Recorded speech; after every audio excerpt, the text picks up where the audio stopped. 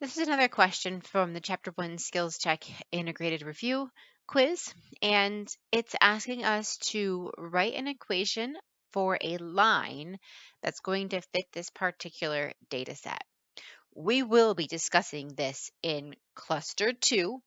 The IR is trying to check to see what we have or have not from prior knowledge, and it's okay to not have this part right now. All right, so I'm going to get back to my Desmos tab. I was working on a question before this. And in order to be able to write the equation of a line, I need to be able to determine its slope. So the first thing I need is the formula for slope. So I'm going to just write that down.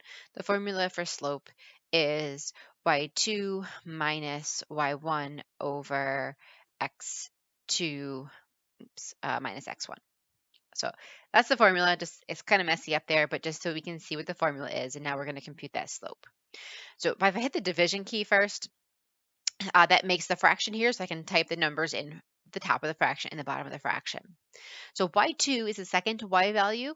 So I have two ordered pairs right here. The first one, it's a little bitty, but it's 0, 57.8. So that's x1 and y1. The second ordered pair is 80, 71.8. So y2 is going to be 71.8. That's the second y coordinate. Minus y1, that is our 57.8. That's the first y coordinate. Over x2, that's our 80, minus x1, that is 0.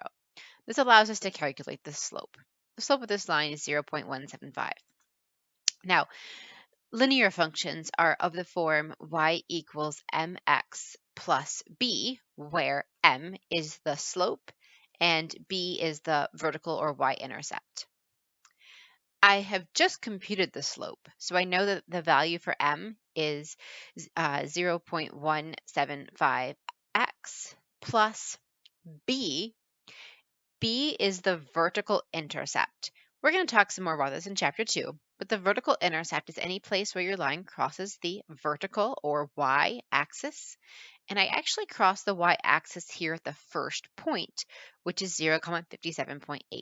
That makes 57.8 the vertical intercept. So 57.8 is our B value because that is the value for which our line crosses the vertical or y-axis. And that's the equation of the line.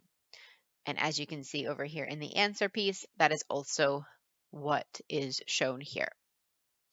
I'm going to give this a click just to see. It looks like we weren't sure how to answer that one, just to see what we had for that piece. Again, I had to do two things in order to write the equation of the line. I needed to find the slope. You're probably familiar with this formula for slope from some prior knowledge. We'll be practicing this again in cluster 2. y2 minus y1 over x2 minus x1 will allow us to calculate the slope. That's one thing I need. The other part is the vertical intercept. For this question, it was given to us as that value.